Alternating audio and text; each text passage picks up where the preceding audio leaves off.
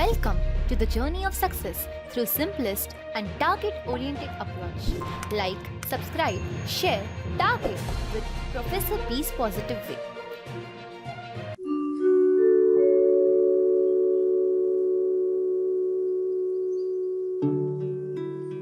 नमस्कार विद्यार्थी मित्र हो. एक्झाम नोटिफिकेशन या सदरामध्ये टार्गेट कॉम्पिटिटिव्ह एक्झाम तुमचं मनापासून स्वागत करीत आहे. आज आपण मल्टीटास्किंग स्टाफ एक्झामिनेशन ज्याला MTS म्हटलं जातं या संदर्भातील या एक्झामसाठी असणारी अर्हता, परीक्षा पद्धत आणि हे एक्झाम कोण देऊ शकतं, एलिजिबिलिटी क्रायटेरिया काय आहेत हे आपण या व्हिडिओच्या माध्यमातून पाहण्याचा प्रयत्न करणार आहोत. सर्वात प्रथम या एक्झामच्या संदर्भात पद आणि पदसंख्या काय आहे.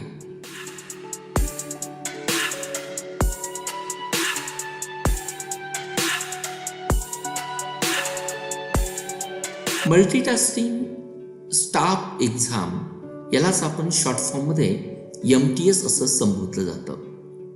ही एक्झाम केंद्र सरकारच्या अखत्यारीत असणारं स्टाफ सिलेक्शन कमिशन ज्याचा शॉर्ट फॉर्म SSC आहे याच्या अंतर्गत ही आपल्याला रिक्रुटमेंट नोटिफिकेशन रिलीज झालं आहे.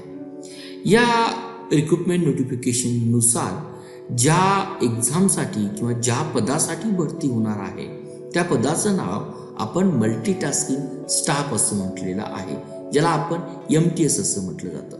MTS पद काय आहे जर याचा बारकाईने जर विचार केला तर हे सेंट्रल गव्हर्नमेंटचं एक जनरल सेंट्रल सर्व्हिस ग्रुप Cच्या अंतर्गत हे पद येतं.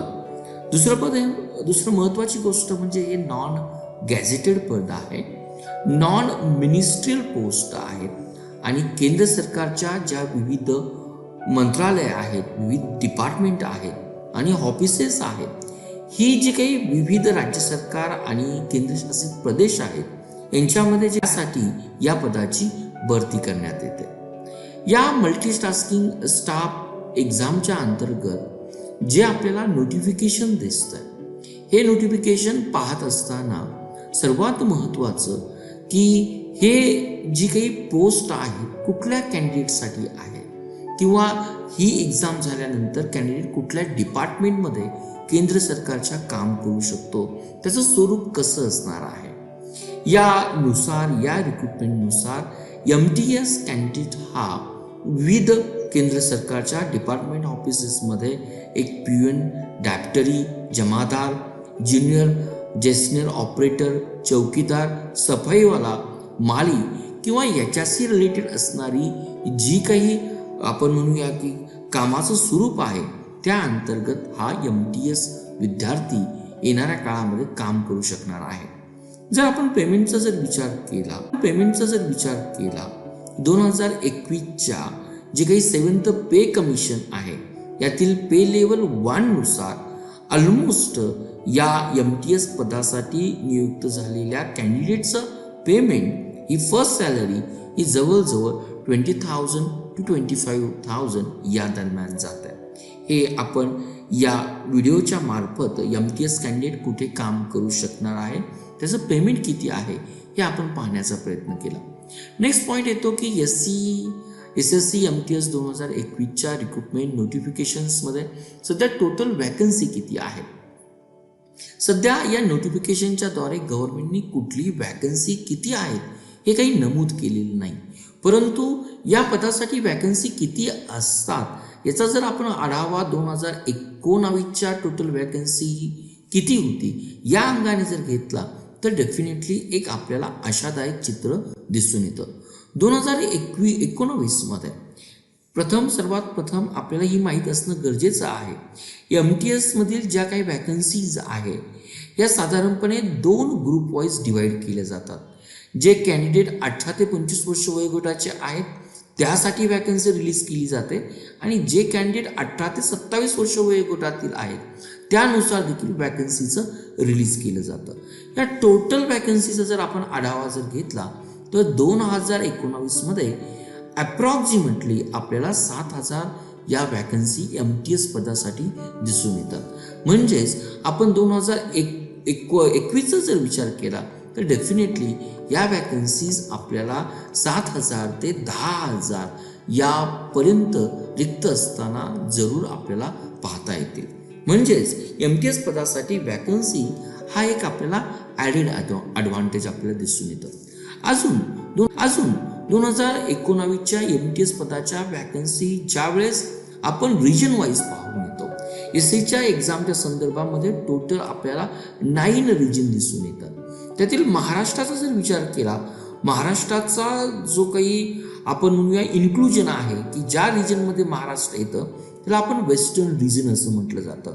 यात अनरिझर्व, OBC, SC, ST, या ठिकाणी EWS, economically weaker section, ex serviceman, orthopaedically handicapped किंवा आपण हिअरिंग हँडिकॅप्ड, व्हिज्युअली हँडिकॅप्ड किंवा टोटल वॅकन्सी जर पाहिल्या तर महाराष्ट्रामध्ये देखील आपलं टोटल हे 1,395, ज्यामध्ये गुजरात आहे, ज्यामध्ये महाराष्ट्र आहे, ज्यामध्ये दादरा नगर हवेली आहे, हे इतर स्टेट आहे. पण कम्पॅरेटिव्हली हा वॅकन्सी किती स्वरूपाच्या असू शकतात याचा जजमेंट देण्यासाठी हा चार्ट मी तुमच्यापुढे प्रस्तुत केला. विद्यार्थी मित्र हो, मल्टीटास्क येणाऱ्या स्लाइड्समध्ये आपल्याला या MTS पदासाठी एज्युकेशन क्वालिफिकेशन किंवा वयोमर्यादा काय आहे हे आपण पाहण्याचा प्रयत्न करूया.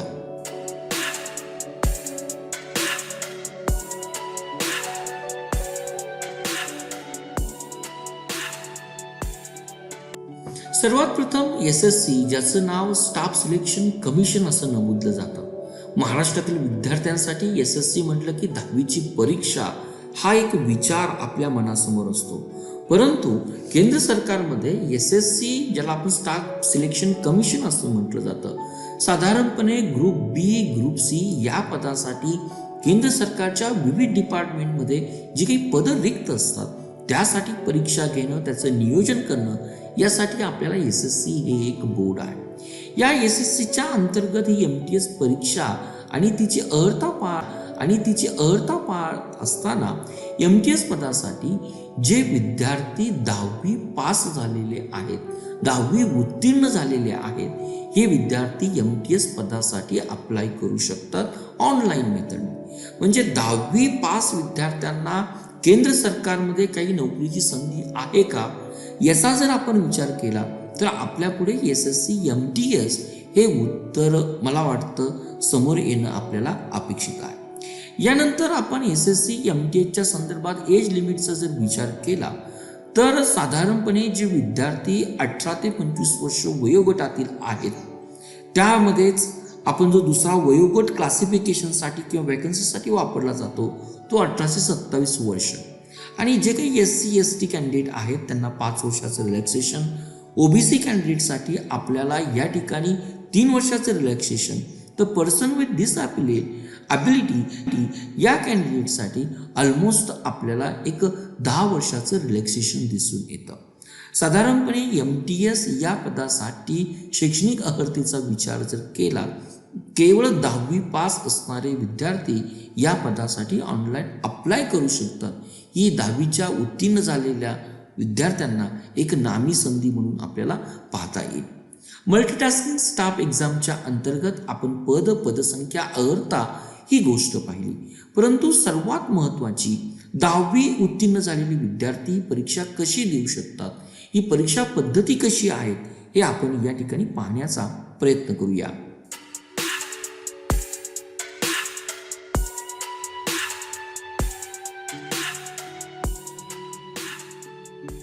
साधारणपणे SSC MTS या पदासाठी अर्हता प्राप्त केल्यानंतर विद्यार्थी खालील पद्धतीने सिलेक्शन प्रोसिजरच्या थ्रू जाऊ शकतात.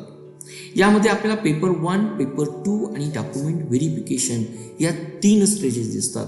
परंतु एक गोष्ट विद्यार्थ्यांनी लक्षात ठेवणं गरजेचं आहे की जे काही तुमचं फायनल मेरिट लिस्ट असणार आहे किंवा फायनल मार्क्स असणार आहे, पेपर 1 मध्ये जे काही तुम्हाला मार्क्स मिळतात त्या मार्कच्या रँकनुसार किंवा त्या मार्कनुसार तुमचं रँकिंग ठरवलं जाणार आहे. यातील पेपर 2 हा एक पात्रता आहे किंवा याला आपण क्वालिफाईंग नेचर असं समजलं जातं. आणि पेपर 1 आणि पेपर 2 मध्ये जे काही स्टेजेस तुम्ही पार पाडल्यानंतर शेवटची महत्त्वाची स्टेज तुमचे ओरिजिनल डॉक्युमेंट, ज्याला डॉक्युमेंट व्हेरिफिकेशन असं संबोधलं जातं. 1 by 1 आपण या सिलेक्शन प्रोसिजर्समधील पेपर नंबर 1 आणि पेपर नंबरच्या 1च्या अंतर्गत कुठले घटक येतात हे आपण पाहण्याचा प्रयत्न करूया. जसं मी तुम्हाला मागच्या स्लाइड्समध्ये मेन्शन्स केलं, SSC MTS मध्ये पेपर 1 हा MCQ बेस्ड पेपर असणार आहे, जो कॉम्प्युटर बेस्ड असणार आहे. ऑनलाईन मोड ही आपल्याला एक्झाम दिसून येते. हा MCQ बेस्ड कॉम्प्युटर बेस्ड, ज्याला आपण ऑनलाईन मोड असं संबोधलं जातं, टोटल आपल्याला 100 क्वेश्चन्स आपल्याला सॉल्व करायचे आहेत. या 100 क्वेश्चन्समध्ये आपल्याला टोटल मार्क्स जर पाहिले हे देखील 100 मार्क्स दिसून येतात. आणि हा टाइम जर पाहिला तर आपल्याला 19 मिनिटाचा टाइम दिसून येतो. यातील विषयांचा जर अभ्यास केला तर जनरल इंग्लिश हा विषय आपल्याला इंग्लिश या भाषेमध्येच पेपर असणार आहे, परंतु रिझनिंग किंवा जनरल इंटेलिजन्स हा पेपर आपल्याला इंग्लिश किंवा हिंदीमध्ये असणार आहे. तिसरा पेपर ज्याला न्यूमेरिकल ॲप्टिट्यूड असं म्हटलं जातं, हा इंग्लिश आणि हिंदीमध्ये असणार आहे. तर जनरल अवेअरनेसचा पेपर हा आपल्याला देखील इंग्लिश आणि हिंदी या भाषेमध्ये आपल्याला दिसून येतो. MCQ बेस्ड आहे, ऑनलाईन मोडमध्ये आहे. त्याचबरोबर या पेपरसाठी आपल्याला निगेटिव्ह मार्किंग जर असेल तर आपल्याला आपल्या उत्तरामध्ये ॲक्युरसी, प्रिसिजन, त्याचबरोबर टाईम मॅनेजमेंट ही गोष्ट देखील पर्यायानं इनडायरेक्टली आपल्या सबकॉन्शियस माइंडमध्ये लक्षात येणं सर्वात महत्त्वाची गोष्ट आहे.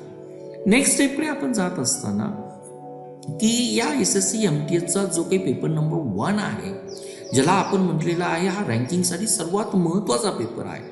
यातील जे काही विषय येतात, जसे आपण 4 सब विषय किंवा सब सब्जेक्ट पाहिले, त्यातील इंग्लिश लँग्वेज याचा जर आवाका जर पाहिला तर आपल्याला जो काही 10वी बेस्ट NCERT किंवा महाराष्ट्र बोर्डचा जो काही पेपर आहे त्यावर आधारित आपल्याला हा MCQ बेस्ड सिलेबस दिसतो.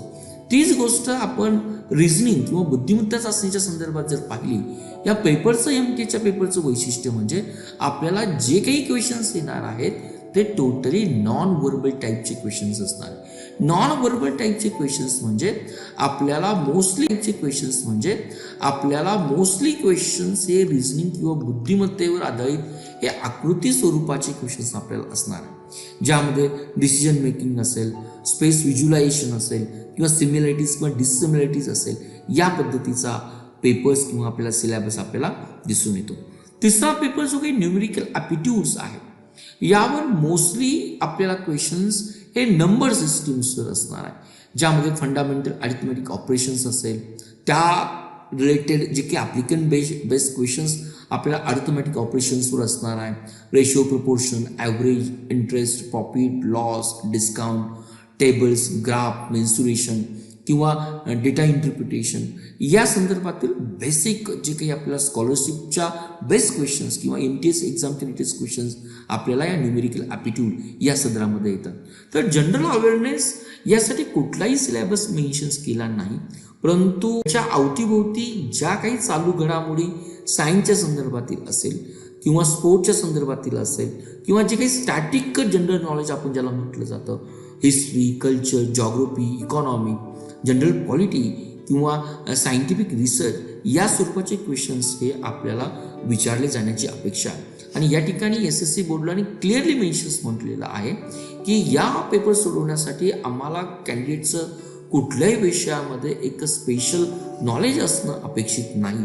म्हणजे त्याच्या सराउंडिंग भोवती किंवा एक 8 to 10th स्टँडर्डचा जो काही स्टँडर्ड किंवा स्टॅटिक सिलेबस आहे त्यावर आधारित आपल्याला क्वेश्चन्स या ठिकाणी विचारली जाण्याची जास्तीत जास्त शक्यता आहे.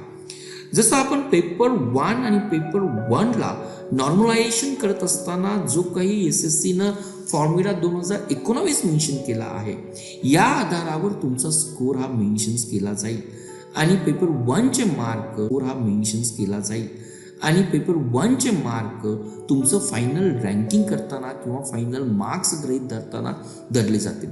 परंतु यातील जो काही पेपर 2 आहे तो आपल्याला पेपर डिस्क्रिप्टिव्ह टाईपचा पेपर असणार आहे आणि ज्या विद्यार्थ्यांना SSCने जो काही कट ऑफ दिलेला आहे त्या कट ऑफच्या नुसार जे विद्यार्थी कॅटेगराईज पात्र झालेले असतील तेच विद्यार्थी, म्हणजे जे काही पेपर 1 मध्ये विद्यार्थी क्वालिफाईड झालेले असतील त्याच विद्यार्थ्यांना पेपर 2 साठी अलाउड केलं जाईल. आणि पेपर 2चा जसं मी मेन्शन्स केलं हा एक पात्रता पेपर्स आहे. ज्या विद्यार्थ्यांचं की भाषामधील मे बी इंग्लिश भाषेमधील असेल किंवा रिजनल लँग्वेजमधील तुमचं स्किल चेक करण्यासाठी हा आपल्याला 50 मार्काचा आयतर आपल्याला इसे एक निबंध किंवा लेटर या ठिकाणी पेन आणि पेपर मोडमध्ये विचारला जातो. याचाच अर्थ ही ऑनलाईन एक्झाम नाही, आपल्याला ऑफलाईन स्वरूपाची एक्झाम्स आहे. आपली 10वी पास झालेले विद्यार्थी हा पेपर 10 आपल्या मराठी भाषेमध्ये देऊ शकतात. इंग्लिश किंवा कुठली रिजनल लँग्वेज जी काही आपल्या 22 भाषा आहेत 8th शेड्यूलच्या कॉन्स्टिट्यूशनमध्ये मेन्शन्स केलेल्या त्या भाषेमध्ये हा डिस्क्रिप्टिव्ह पेपर देऊ शकतो. परंतु डिस्क्रिप्टिव्ह पेपरसाठी जे काही आपल्याला क्वालिफाईंग मार्क्स आहेत ते ओपन कॅटेगरीसाठी किंवा जनरल कॅटेगरीसाठी एक 40% मार्क असणं गरजेचं आहे. तर इतर कॅटेगरीच्या विद्यार्थ्यांसाठी 35% मार्क्स मिळणं ही एक अर्हता आपण या ठिकाणी समजून घेऊया. नेक्स्ट, ज्या वेळेस कट ऑफ आपण 2021 साठी MTS एक्झामसाठी पाहिला जातो तर कट ऑफ हा कॅटेगरी वाईज मेन्शन्स केला जातो. त्याच पद्धतीने जे काही आपण रिजन मेन्शन्स केलेले आहेत, स्टेट मेन्शन्स केलेले आहेत, त्याही पद्धतीने हा कट ऑफ या पेपर 1 साठी आपल्याला मेन्शन्स केला जातो. किंवा MTS एक्झामच्या साठी जे काही 2 ग्रुप आहेत, 18 ते 25 वर्ष वयोगटातील ग्रुप आणि 18 ते 27 वर्ष वयोगटातील ग्रुप, याही नुसार आपल्याला कट ऑफ हा मेन्शन केला जातो. परंतु पेपर 1 साठी हा कट ऑफ सर्वात महत्त्वाचा आहे. कंपॅरेटिव्हली पेपर 2 हा क्वालिफाईंग नेचर्स आहे. 40% मार्क्स जरी तुम्ही रिकवर केले तर you will be consider as दी आपण पास स्टुडंट म्हणणार आहोत किंवा रँक स्टुडंट म्हणणार आहोत किंवा क्वालिफाईड फॉर MTS पदासाठी म्हणणार आहोत, जेव्हा तुम्हाला पेपर 1 मध्ये प्रिस्क्राईब कट ऑफचे मार्क्स असतील. या मल्टीटास्किंग स्टाफ एक्झामच्या अंतर्गत आपण पद, अर्हता, परीक्षा पद्धती पाहिली. आता सर्वात महत्त्वाचं 2021 मध्ये ही परीक्षा कधी होणार आहे याविषयी आपण माहिती घेऊया.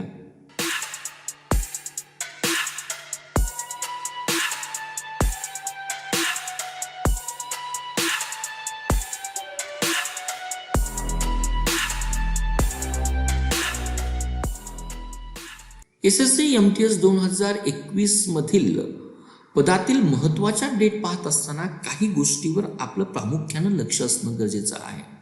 साधारण 5 फेब्रुवारी ते 2021 ते 21 मार्च 2021 पर्यंत विद्यार्थी या परीक्षेसाठी ऑनलाईन अप्लाय करू शकतात. या संदर्भातील नोटिफिकेशन्स किंवा कुठे अप्लाय करायचं आहे यासाठी विद्यार्थ्यांनी ssc.nic.in या वेबसाईटला भेट देणं गरजेचं आहे. जे विद्यार्थी 10वी उत्तीर्ण झालेले आहेत, जे केंद्र सरकारमध्ये नोकरी करू इच्छितात, या विद्यार्थ्यांनी या दोन्ही तारखा या ठिकाणी नमूद करून घेऊया. यातील सिलेक्शन प्रोसिजरमध्ये जो काही पेपर 1 ऑनलाईन मोडमध्ये आहे त्याची परीक्षा ही विविध आपण म्हणूया की वेगवेगळ्या बॅचेसच्या स्वरूपात होणार आहे. त्याची तारीख एक्झाम डेट पेपर 1 साठी आपल्याला साधारणपणे 1 जुलै तर 20 जुलै 2021 पर्यंत आहे. म्हणजे फेब्रुवारीपासून जुलैचा जर विचार केला तर ऑलमोस्ट आपल्याला 4 महिन्याचा वेळ मिळतो. या महिन्यामध्ये किंवा या कालावधीमध्ये या परीक्षेची तयारी करणं ही एक आपण काळाचा जर विचार केला तर आपण निश्चितच एक ऑप्टिमम त्याचा यूज करू शकतो. आणि या संदर्भातील जे काही एक्झाम पेपर 2 जो काही आहे, ज्याला आपण डिस्क्रिप्टिव्ह पेन पेपर मोडचा पेपर असं म्हटला जातो, त्याची परीक्षा ही आपल्याला साधारणपणे 21 नोव्हेंबर 2021 या अंतर्गत होणार आहे. या जरी टेंटेटिव्ह डेट जरी असेल तरी या डेट म्हणजे काही जर चेंज होत असेल तर विद्यार्थ्यांनी त्या साईटवर जाऊन आपले डाऊट असतील ते क्लिअर करणं या ठिकाणी सर्वात महत्त्वाचं आहे. नंतर प्रश्न पडतो की ऑनलाईन ॲप्लिकेशन भरत असताना या एक्झामसाठी किती फीज आहे. ही फीज मी जनरल आणि OBC कॅन्डिडेटसाठी 100 रुपीज मेन्शन्स केलेली आहे. वुमेन कुठल्याही कॅटेगरीचे असेल, SC ST फिजिकली हँडिकॅप किंवा एक्स सर्व्हिसमेन असेल, या ठिकाणी कुठलीही फीज त्यांना पे करावी लागणार नाही. त्याच पद्धतीने फी हे विद्यार्थी ऑनलाईन मोड किंवा SBI चलनच्या मोडच्या स्वरूपात देखील ही फीज या ठिकाणी मेन्शन्स करू शकतात. नंतर ही एक्झाम जी काही आपण ऑनलाईन मोडची मेन्शन्स केली, त्याचबरोबर डिस्क्रिप्टिव्ह मोडची एक्झाम केली, तर टोटल SSCने भारत या देशाचे एक्झाम केंद्र ठरविण्याच्या दृष्टीनं टोटल 9 रिजन पाडलेले आहेत. महाराष्ट्राचा जर विचार केला तर महाराष्ट्र आणि महाराष्ट्रातील विद्यार्थी हे एक्झाम सेंटरसाठी जो काही वेस्टर्न रिजन, त्याचा शॉर्ट फॉर्म जो काही दिलेला आहे तो या रिजनमधील असणारी जी काही सेंटर आहेत महाराष्ट्र संदर्भामध्ये आपल्याला अमरावती आहे, औरंगाबाद आहे, जळगाव आहे, कोल्हापूर आहे, मुंबई आहे, नागपूर आहे, नाशिक आहे आणि पुणे आहे. त्याचा कोड नंबर देखील मी ब्रॅकेटमध्ये दिलेला आहे. त्या कोडनुसार हे आपलं एक्झाम सेंटर या ठिकाणी नमूद करू शकतात. थोडक्यात विद्यार्थी मित्र हो, या व्हिडिओच्या माध्यमातून बहुतेकांना, पालकांना आणि विद्यार्थ्यांना हा नेहमी एक प्रश्न असतो की 10वी उत्तीर्ण झाल्यानंतर केंद्र सरकारमध्ये आम्हाला काही जॉब आहे का? तर त्याचं उत्तर निश्चित यस आहे. कुठला जॉब अवेलेबल आहे? त्या जॉबलाच आपण SSC MTS किंवा Thank you for watching Target with Professor B's Positive Way. We request you to be a voluntary donator to become our prime and pride motivator.